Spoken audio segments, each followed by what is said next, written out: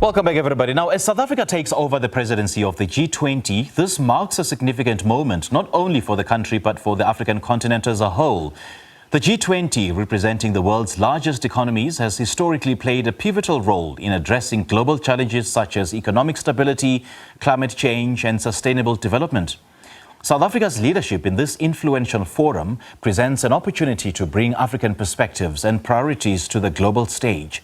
Joining us now via video link is Jordin McClean, a researcher at the South African Institute of African Affairs, to discuss what South Africa's presidency means for the African continent, the challenges and the opportunities it presents, and how it could reshape global perceptions of Africa's role in international decision-making. Very good morning to you, Jordin. Thanks for joining us. Welcome. Thank you so much.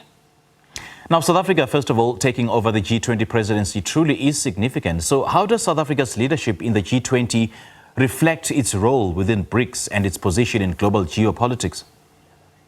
Well, I think what you've said has already laid out the significance of our G20 presidency. It's the same kind of significance that we have as a leading member of the BRICS. Now, I don't think we should see the two platforms as competing. A lot of the BRICS members are actually in the G20, especially now with Egypt and Ethiopia being represented within the G20 through the African Union. But I think the significance really lies in the ability of South Africa to platform Africa's agenda in both of these forums. These two groupings are both informal but play a really significant role in terms of gearing global economic governance. I think we see the relevance of the BRICS, the kind of innovative measures that the BRICS want to platform in terms of trading within each other's currencies. And with the G20, it's really been a platform where a lot of the development priorities are raised and elevated through each country's presidency and the agenda that they outline. But it brings together both some of the most developed economies together with the fastest growing economies to really discuss how development can be accelerated. And I suppose in this conversation, South Africa is in the spotlight because South Africa is the only African member of the G20. So how does its presidency impact Africa's representation in global decision-making forums? So at the end of last year, under the leadership of India, the African Union was admitted to the G20 as a full member. So now you have both the regional grouping and this very specific country in South Africa trying to represent Africa's agenda as far as possible. It's not an easy task that South Africa has as one country voice trying to represent the region. But I think what we've done is we've tried to integrate into our agenda issues that are relevant for our national priorities, issues of inequality, accelerating employment, trying to address the climate crisis, with issues that are really relevant for the entire continent. So we've reflected on how to accelerate industrialization through critical minerals, which South Africa possesses a lot of resources as well. But this is, consistent across the continent. How South Africa will be able to try and implement or try to infuse the broader African agenda with South Africa, with South Africa's national agenda will be really important.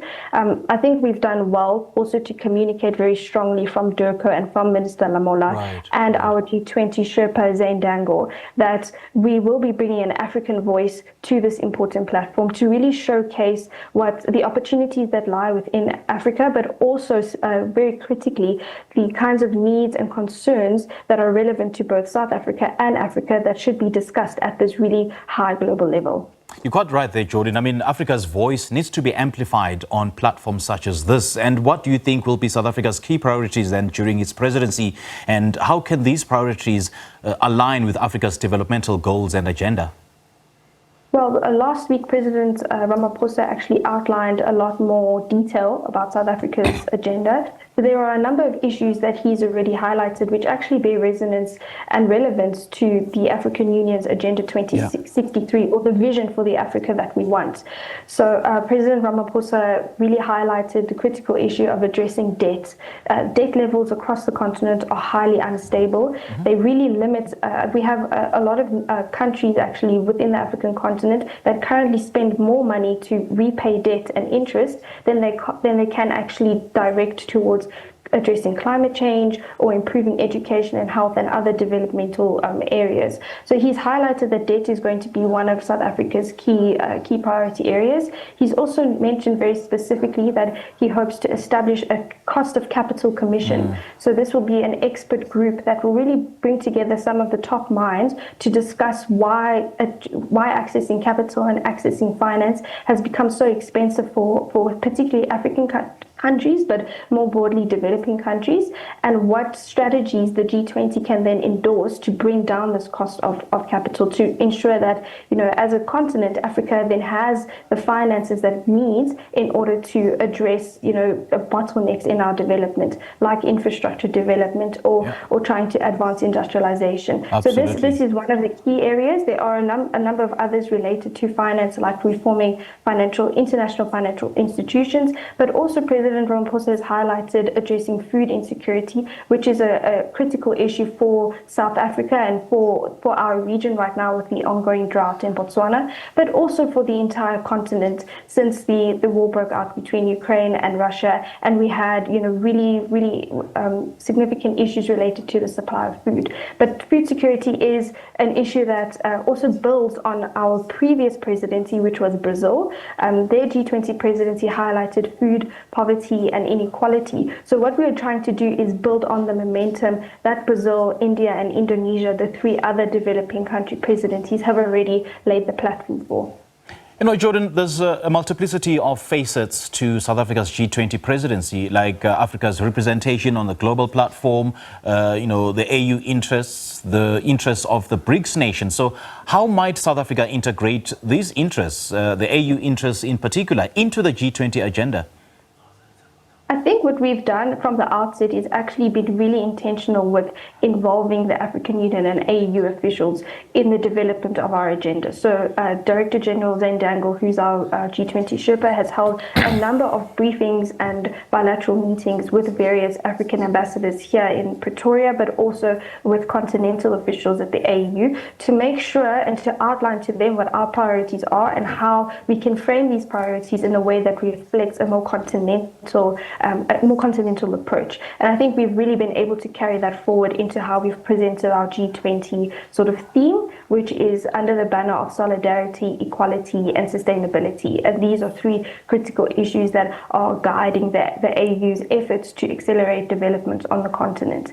But besides just integrating their viewpoints and trying to involve them in the process, I think what we have been able to do with how we've outlined our priorities is choose very specific areas that have relevance to our national objectives and also have relevance to the entire continent. So I want to flag here critical minerals. This is the first time that critical minerals and mining these important resources will be on the G20's agenda in such a significant way. And this is really critically important because Africa as a continent has, according to the IMF, 30% of global resources or global reserves in these critical resources. So navigating how, as a continent, we interact with some of the most developed economies that are in need of these resources, as well as how do we build up our own, continental, regional, or national ability to participate in the value chain in terms of taking these resources from mining all the way through to the development of, for example, a solar panel as the green transition unfolds is really important. So this is really a specific way that South Africa has, identified a pressing challenge nationally, but regionally and continentally that speaks to, a global ongoing change, which is the just transition. So we try to bring all of these together. Now, Jordin, I've been following your work and I went through a project that you are part of, that seeks to support peer learning for inclusive climate policy development in Southern Africa. Let's talk about that and the kind of role that climate change, sustainable development and debt relief play in South Africa's G20 presidency.